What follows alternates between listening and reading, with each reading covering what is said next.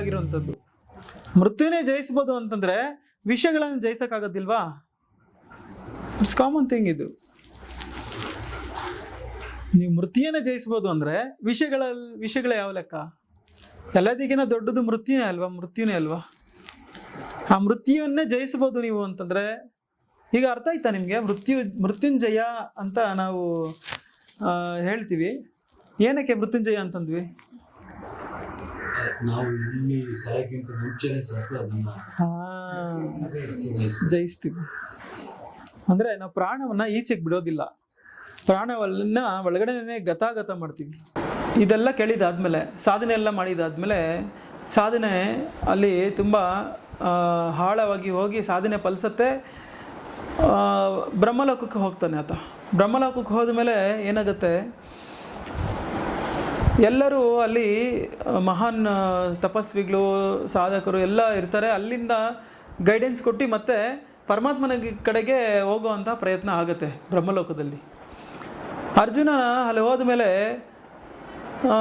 ಎಷ್ಟೇ ಸಮಯ ಕಳೆದ್ರೂ ಕೂಡ ಅವನಿಗೆ ಅಲ್ಲಿ ಇರೋಕ್ಕೆ ಜಾಗನೂ ಸಿಗಲಿಲ್ಲ. ಮತ್ತು ಅವನಿಗೆ ಎಲ್ಲರೂ ಹೋಗ್ತಿದ್ದಾರೆ ಪರಮಾತ್ಮನ ಲೋಕಕ್ಕೆ ಬ್ರಹ್ಮಲೋಕದಿಂದ. ಅರ್ಜುನ ಮಾತ್ರ ಅಲ್ಲೇ ಇದ್ದಾನೆ, ಹೋಗಲಿಲ್ಲ. ಅವನಿಗೆ ತುಂಬ ಬೇಸರ ಆಯಿತು. ನಾನು ಎಷ್ಟು ಪರಾಕ್ರಮಿ, ಎಷ್ಟು ನಾನು ಶಕ್ತಿಶಾಲಿ, ಎಷ್ಟು ಜ್ಞಾನವಂತನು ನಾನು ಅಂಥೇಳಿ ಅಂದ್ಕೊಂಡು ಯಾಕೆ ನನಗೆ ಸಿಗ್ತಾ ಇಲ್ಲ ಅಂತ ನೋಡಿದಾಗ ಕೊನೆಗೆ ಎಲ್ಲ ಆದಮೇಲೆ ಕೇಳ್ತಾನಂತೆ, ಬ್ರಹ್ಮಾಜಿ ಯಾಕೆ ನನಗೆ ಎಲ್ಲರಿಗೂ ಮೋಕ್ಷ ಸಿಗ್ತದೆ, ನನಗೆ ಯಾಕೆ ಸಿಗ್ತಾ ಇಲ್ಲ ಅಂತ. ಆಗ ನೀನು ಭೂಮಿಯಲ್ಲಿ ಹೋದೆ, ಸಾಧನೆನೂ ತಿಳ್ಕೊಂಡೆ, ನೀನು ಎಲ್ಲ ಪ್ರಯತ್ನವೂ ಮಾಡಿದೆ, ಆದರೆ ನೀನು ಪರೋಪಕಾರ ಏನು ಮಾಡಿದೆ ಅಂತ ಕೇಳಿದ್ರಂತೆ ಅಲ್ಲೋಗಿ. ನೀನು ಋಣ ಹೆಂಗೆ ಕಳ್ಕೊಂಡೆ, ಭೂಲೋಕಕ್ಕೆ ಹೋಗಿದ್ದಂಥ ಋಣನ ಹೇಗೆ ಕಳ್ಕೊಂಡೆ ನೀನು ಅಂತ ಕೇಳ್ತಾರೆ. ಆವಾಗ ಮತ್ತೆ ಅಲ್ಲಿಂದ ವಾಪಸ್ ಬಂದಂತೆ. ತಿರುಗಿ ನೋಡಿದ್ರೆ ಏನೂ ಮಾಡಿಲ್ಲ ಆತ.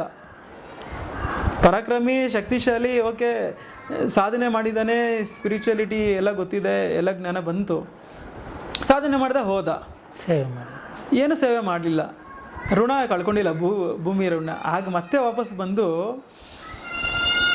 ಬರೀ ಕೇಳ್ದ ಅಷ್ಟೇ, ಯಾರಿಗೂ ಹೇಳೋ ಕೆಲಸ ಮಾಡಿಲ್ಲ. ಮತ್ತೆ ವಾಪಸ್ ಬಂದು ಏನು ಮಾಡ್ದ, ಬೇಡರ ಕಣ್ಣಪ್ಪ ಆಗಿ ಮತ್ತೆ ಹುಟ್ಟಿದ ಆತ. ಬೇಡರ ಕಣ್ಣಪ್ಪ ಆಗಿ ಹುಟ್ಟಿ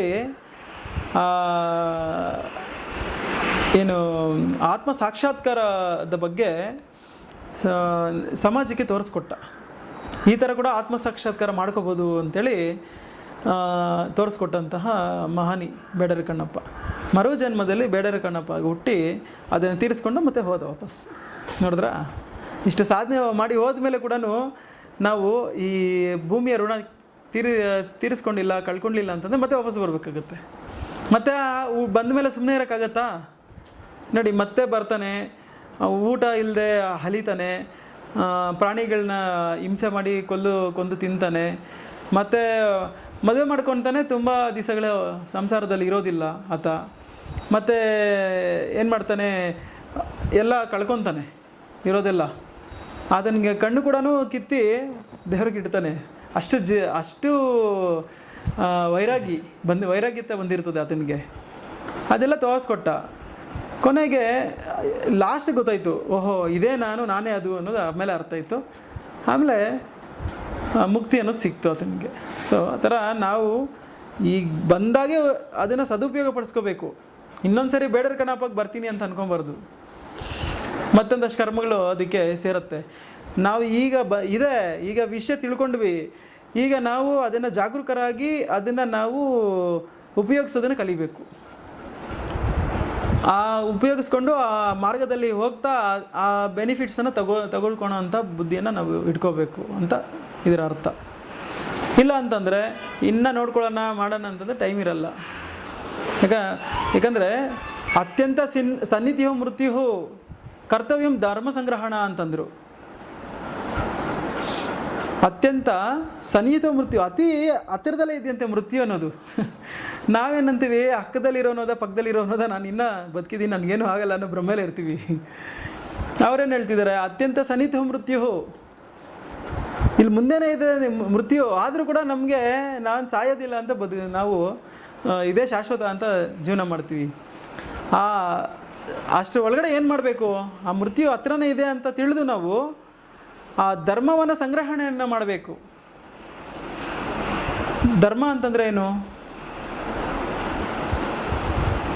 ಸತ್ಯ. ಧರ್ಮ ಮಹಾಭಾರತ ಎಲ್ಲ ಆದಮೇಲೆ ಪಾಂಡವರಿಗೆ ಶ್ರೀಕೃಷ್ಣ ಪರಮಾತ್ಮರು ಹೇಳ್ತಾರಂತೆ, ಓ ಧರ್ಮರಾಯ,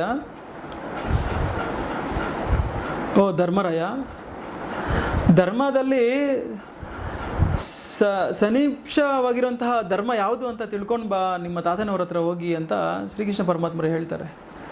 ಆಗ ಪಂಚ ಪಾಂಡವರು ಪ್ಲಸ್ ದ್ರೌಪದಿ ದೇವಿ ಕೂಡ ಭೀಷ್ಮಾಚಾರ್ಯರು ಶಯನದ ಮೇಲೆ ಮಲಗಿರ್ತಾರೆ, ಬಾಣಗಳ ಮೇಲೆ.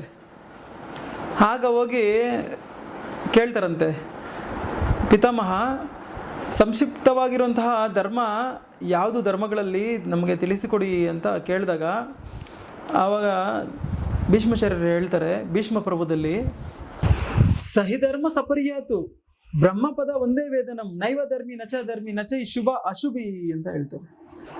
ಸಹಿಧರ್ಮ ಸಪರ್ಯಾತು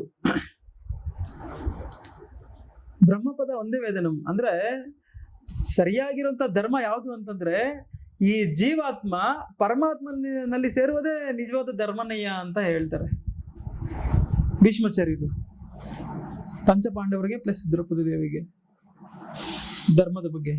ಈತ ಧರ್ಮರಾಯ ಧರ್ಮದಲ್ಲಿ ಎಲ್ಲ ಧರ್ಮಗಳು ತಿಳಿದಂಥವನು, ಎಲ್ಲ ಡಿಗ್ರಿಗಳು ಮಾಡಿದಂಥವನು ಈತ. ಅಂದರೆ ಆತ ತಿಳ್ಕೊಂಡಿದ್ದು ಎಲ್ಲ ಧರ್ಮಗಳು ಯಾವುದು ಅಂತಂದರೆ ಪ್ರಾಪಂಚಿಕವಾಗಿರುವಂಥ ಧರ್ಮಗಳು. ಅದು ಪ್ರಾಪಂಚಿಕವಾಗಿರುವಂಥ ಧರ್ಮಗಳು. ನಿಜವಾದ ಧರ್ಮ ಏನು? ನಾವೇನು ಅನ್ಕೊತೀವಿ ಸಾಮಾನ್ಯವಾಗಿ, ನಾವು ಅನ್ಕೊಳೋವಂಥದ್ದು ಧರ್ಮ ಅಂತಂದರೆ ಏನೋ ನಾವು 4 ಜನಕ್ಕೆ ಸರಿ ಸಮಾನವಾಗಿ ಬದುಕುವಂಥದ್ದು, ಅದರಲ್ಲಿ ಒಂದಷ್ಟು ಸಂಪಾದನೆ ಮಾಡುವಂಥದ್ದು, ಆ ಸಂಪಾದನೆ ಮಾಡಿರೋದನ್ನ ಒಂದಷ್ಟು ಜನಕ್ಕೆ ದಾನ ಧರ್ಮ ಮಾಡುವಂಥದ್ದು, ನಾವು ಕೂಡ ಒಳ್ಳೆಯ ಹೆಸರು ಕೀರ್ತಿ ಪ್ರತಿಷ್ಠೆ ಇದರಿಂದ ಜೀವನ ಮಾಡೋದು ಧರ್ಮ ಅಂತ ಅಂದ್ಕೊಂಡಿರೋದು ಅಲ್ವಾ? ಇವೆಲ್ಲ ಪ್ರಾಪಂಚಿಕ ಧರ್ಮಗಳು, ಇವೆಲ್ಲ ಪ್ರಾಪಂಚಿಕ ಧರ್ಮಗಳು. ಇದು ನಾವು ಮಾಡ್ಕೊಂಡಿರೋದು.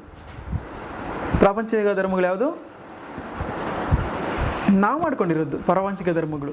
ಪ್ರಾಣಿಗಳಿಗೆ ಈ ಥರ ಧರ್ಮ ಏನಾದರೂ ಇದೆಯಾ? ಯಾಕೆ ಇಲ್ಲ? ನಮಗೆ ಮಾತ್ರನೇ ಯಾಕಿದೆ? 84 ಲಕ್ಷ ಜೀವರಾಶಿಗಳಿಗೆ ಯಾವುದಕ್ಕೂ ಧರ್ಮ ಅನ್ನೋದು ಇಲ್ಲ. ನಮಗೆ ಮಾತ್ರ ಧರ್ಮ ಎಲ್ಲಿಂದ ಬಂತು? ಹೆಂಗೆ ಬಂತು? ಯಾರೋ ಮಾಡಿದ್ದಾರೆ, ಅದನ್ನು ನಾವು ಬ್ಲೈಂಡಾಗಿ ಹೋಗಿ ನಾವು ಮಾಡ್ತಾಯಿದ್ದೀವಿ, ಬ್ಲೈಂಡಾಗಿ ಹೋಗಿ ಫಾಲೋ ಮಾಡ್ತಾಯಿದ್ದೀವಿ. ಅವ್ರು ಹೇಳಿದ್ದನ್ನು ನಾವು ಕೇಳ್ತಾ ಇದ್ದೀವಿ ತಲೆ ಅಲ್ಲಾಡಿಸ್ಕೊಂಡು. ಕರೆಕ್ಟಾ? ಯಾಕೆ ಮಾಡಬೇಕು? ಪ್ರಾಣಿ ಪಕ್ಷಿಗಳು ಯಾಕೆ ಮಾಡ್ತಾ ಇಲ್ಲ ಅಂದರೆ ಇದೆಲ್ಲ ಪ್ರಾಪಂಚಿಕ ಧರ್ಮಗಳಿವೆಲ್ಲ. ನಾವು ಮಾಡ್ತಾ ಇರೋದೇನಿದೆ ಇದು 3 ಲಾಸ್ ಇರುತ್ತೆ. ಒಂದು ಮ್ಯಾನ್ ಮೇಡ್ ಲಾ, ಇನ್ನೊಂದು ನೇಚರ್ ಮೇಡ್ ಲಾ, ಮೂರನೇದು ಗಾಡ್ ಮೇಡ್ ಲಾ. ಈ 3 ಸಿದ್ಧಾಂತಗಳಿರ್ತದೆ. ಈ 3 ಸಿದ್ಧಾಂತಗಳ ಮೇಲೆ ಮಾನವ ನಡೀತಾ ಇರ್ತಾನೆ ಇಲ್ಲಿ. ನಾವು ಯಾವಾಗಲೂ ಮಾನವನ ಸಿದ್ಧಾಂತದಲ್ಲೇ ತಗಲಾಕೊಂಡು ಅಲ್ಲೇ ಇರ್ತೀವಿ, ನಾವು ಒದ್ದಾಡಿಕೊಂಡು. ಅದರಿಂದ ಮುಂದಕ್ಕೆ ಹೋಗೋ ಪ್ರಯತ್ನ ಮಾಡೋದಿಲ್ಲ ನಾವು. ಪ್ರಕೃತಿ ಆ ಥರ ಅಲ್ಲ, ಅದು ಪ್ರಕೃತಿ ಸಿದ್ಧಾಂತದಲ್ಲಿ ಕೆಲಸ ಮಾಡ್ತಾ ಇರ್ತದೆ. ಅದಕ್ಕೆ ಅದು ನೆಮ್ಮದಿಯಿಂದ ಹಾಯಾಗಿರ್ತದೆ ಯಾವಾಗಲೂ. ಯಾವತ್ತು ಚರಾಚರ ಜೀವರಾಶಿಗಳು ಪಶು ಪಕ್ಷಿಗಳು ನೆಮ್ಮದಿಯಿಂದ ಇರ್ತದೆ, ಅದಕ್ಕೇನು ಕಾಯಿಲೆ ಕಸಗಳು ಇರೋದಿಲ್ಲ. ನಮ್ಮ ಹತ್ರ ನಾವು ಸಾಕುವಂಥ ಜೀವಿಗಳು ಕಾಯಿಲೆ ಕಸ ಬರ್ಬೋದು ಅಷ್ಟೇ, ಬಿಟ್ಟರೆ ಪ್ರಾಕೃತಿಕವಾಗಿರುವಂಥದ್ದಕ್ಕೆ ಬರೋದಿಲ್ಲ ಅಷ್ಟು ಸುಲಭವಾಗಿ. ಇದೆಲ್ಲ ಧರ್ಮ ಅಂತಂದರೆ ಇದೆಲ್ಲ ಪ್ರಾಕೃತಿಕ ಧರ್ಮ, ಇದೆಲ್ಲ ಪ್ರಾಪಂಚಿಕ ಧರ್ಮಗಳು. ಇವೆಲ್ಲ ಏನೋ ನಾನು ದಾನ ಮಾಡಿದೆ, ನಾನು ಧರ್ಮವನ್ನು ಮಾಡಿದೆ, ನಾನು ಇದರ ಸಹಾಯವನ್ನು ಮಾಡಿದೆ, ನಾನು ಇಷ್ಟು ದುಡ್ಡನ್ನು ಗಳಿಸಿದ್ದೀನಿ, ಹೆಸರನ್ನು ಗಳಿಸಿದ್ದೀನಿ, ಇದೆಲ್ಲ ಪ್ರಾಪಂಚಿಕ ಧರ್ಮಗಳು. ಇದೆಲ್ಲ ಧರ್ಮ ಅಂತಂದರೆ ಸಹಿಧರ್ಮ ಸಪರ್ಯಾತು ಬ್ರಹ್ಮಪದ ಒಂದೇ ವೇದನಂ. ಆ ಬ್ರಹ್ಮಪದವನ್ನು ಸೇರುವುದೇ ನಿಜವಾದ ಧರ್ಮನಯ್ಯ ಅಂತ ಹೇಳಿದ್ರು ಭೀಷ್ಮಾಚಾರ್ಯರು. ಆವಾಗ ಅವ್ರಿಗೆ ರಿಯಲೈಸ್ ಆಗುತ್ತೆ, ಸರಿ ಸರಿ ಸರಿ ಸರಿ ಇದು ಕರೆಕ್ಟ್. ಇದು ಯಾಕಂದರೆ ಪಂಚಭೂತಗಳಿಂದ ಸೃಷ್ಟಿಯಾಗಿದೆ ದೇಹ, ಮತ್ತು ನಾವು ದೇಹವನ್ನು ತ್ಯಜಿಸಿದ ಮೇಲೆ ಪಂಚಭೂತಗಳಲ್ಲಿ ಬೆರೆತೋಗುತ್ತೆ. ಈ ಆತ್ಮ ಪರಮಾತ್ಮನಲ್ಲಿ ಬೆರೆತೋಗುತ್ತೆ. ಮತ್ತು ನಾನು ಯಾರು ಇವಾಗ? ಯಕ್ಷ ಪ್ರಶ್ನೆ. ರಮಣ ಮಹರ್ಷಿಗಳು ಅದನ್ನೇ ಹೇಳಿದ್ರು, ಹೂ ಆಮ್ ಐ, ನೀನು ಯಾರು ಅಂತ ಪ್ರಶ್ನೆ ಮಾಡ್ಕೋ, ನೀನು ಯಾರು ಅನ್ನೋದನ್ನು ಹುಡುಕು ಅಂತ. ನಮ್ಮ ಗುರುದೇವರು ಶಿವಾನಂದ ಪರಮಹಂಸರು ನೀನು ಯಾರು ಅನ್ನೋದನ್ನು ನೀನೇ ಸ್ವಯಂ ಆಗಿ ಹೋಗಿ ನೋಡು ಅಂತಂದರು. ನೋಡಿ ಎಷ್ಟು ಮರ್ಮ ಇದೆ ಅಂತ. ನೀನು ಯಾರು ಅನ್ನೋದು ನೀನೇ ಸ್ವಯಂ ಆಗಿ ಹೋಗಿ ನೋಡು, ಕಾಣಿಸುತ್ತೆ. ಹೇಳಿದ್ರು, ಹೇಳಿಕೊಟ್ರು. ಹೇಳಿ ಬಿಡಲಿಲ್ಲ ಅವರು, ಹೇಳಿದ್ರು, ಅದನ್ನು ಹೇಳಿಕೊಟ್ರು. ಅವರು ಅನುಭವಿಸಿದ್ರು. ಅವ್ರು ಹೇಳ್ಕೊಟ್ಟು ನಮಗೂ ಅನುಭವಕ್ಕೆ ಬರೋ ಥರ ಮಾಡಿದ್ರು.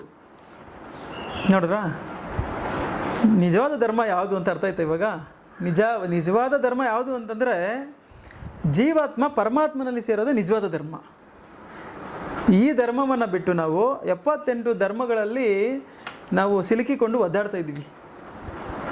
ಇಲ್ಲಿ ಧರ್ಮ ಅಧರ್ಮ, ಶುಭ ಅಶುಭಿ, ಯಾವುದು ಶುಭ ಅಶುಭ ಅನ್ನೋದು ಇಲ್ಲವೇ ಇಲ್ಲ ಅಂತಂದರು. ಶುಭ ಅಶುಭಗಳಿಲ್ಲ, ಯಾವುದೂ ಒಳ್ಳೆಯದು ಕೆಟ್ಟದು ಅನ್ನೋದು ಯಾವುದೂ ಇಲ್ಲ. ಈ ಜೀವಾತ್ಮನು ಪರಮಾತ್ಮನಲ್ಲಿ ಸೇರೋದು ಒಂದೇ ಧರ್ಮ. ಅದು ಬಿಟ್ಟರೆ ಶುಭ ಅಶುಭಿಗಳ ಬಗ್ಗೆ ನೀನು ಯೋಚನೆ ಮಾಡಬೇಡ ಅಂತಂದರು ಧರ್ಮರಾಯನ್ನ. ಅವನಿಗೆ ಯೋಚನೆ ಮಾಡಿದರೆ ಮಹಾಭಾರತ ಯುದ್ಧನೇ ನಡೀತಿರಲಿಲ್ಲ ಅಲ್ವಾ? ಇದು ಒಳ್ಳೆಯದು, ಇದು ಕೆಟ್ಟದ್ದು, ಪ್ರಾಪಂಚಿಕದಲ್ಲೇ ಯೋಚನೆ ಮಾಡಿದ್ರು. ಒಳಗಡೆ ಹೋಗೋ ಪ್ರಯತ್ನ ಮಾಡಿಲ್ಲ ಅವರು. ಒಳಗಡೆ ಹೋಗೋ ಪ್ರಯತ್ನವನ್ನು ಮಾಡಿ ನಿಜವಾದ ಧರ್ಮ ಏನೋ ತಿಳ್ಕೊಂಡಿದ್ದಿದ್ರೆ ಅಷ್ಟೊಂದು ಇದು ಆಗ್ತಿರಲಿಲ್ಲ. ದ್ರೌಪದಿ ದೇವಿಗೆ ಅಷ್ಟೊಂದು ಅನ್ಯಾಯ ನಡೀತಿರಲಿಲ್ಲ. ಮಹಾಭಾರತ ಯುದ್ಧ ಆಗ್ತಾನೂ ಇರಲಿಲ್ಲ, ದುರ್ಯೋಧನ ಸಾಯ್ತಾನೂ ಇರಲಿಲ್ಲ. ಇರಲಿ, ದೃಷ್ಟಾಂತದ ಮುಖಾಂತರ ಹೇಳಿದೆ ಅಷ್ಟೇ ನಾನು.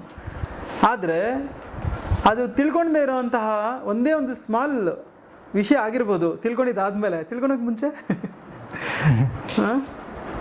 ಆ ಧರ್ಮ ಗೊತ್ತಿಲ್ಲದೆ ಇರೋ ಕಾರಣ ಏನಾಯಿತು ಅಂತಂದರೆ ಅಷ್ಟೊಂದು ವಿದ್ವಾಂಸ ನಡೀತು. ಆ ಧರ್ಮ ತಿಳ್ಕೊಂಡಿದ್ರೆ ವಿದ್ವಾಂಸ ನಡೀತಿರ್ಲಿಲ್ಲ.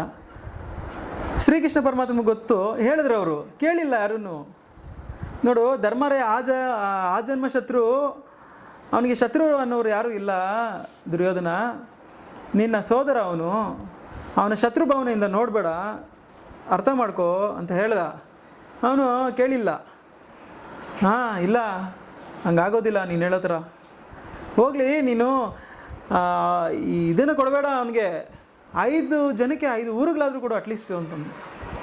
ಅಟ್ಲೀಸ್ಟು 5 ಜನಕ್ಕೆ 5 ಊರುಗಳಾದರೂ ಕೊಡು ಅಂತ ಸಾಕ್ಷಾತ್ತು ಶ್ರೀಹರಿನೇ ಹೋಗಿ ಕೇಳ್ದ ಆತನಿಗೆ.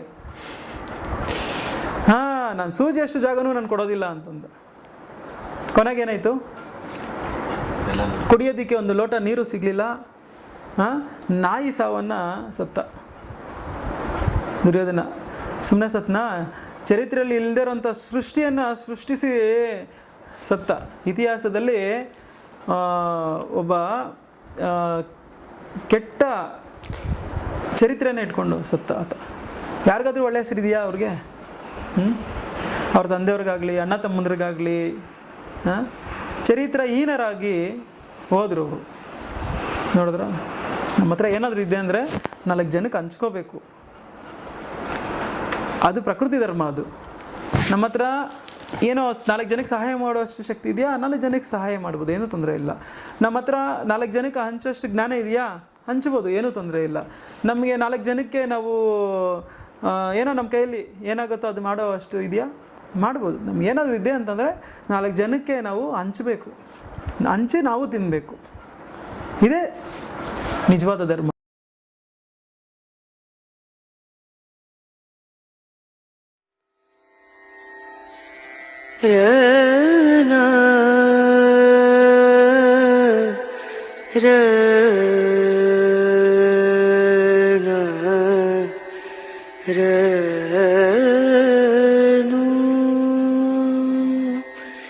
Re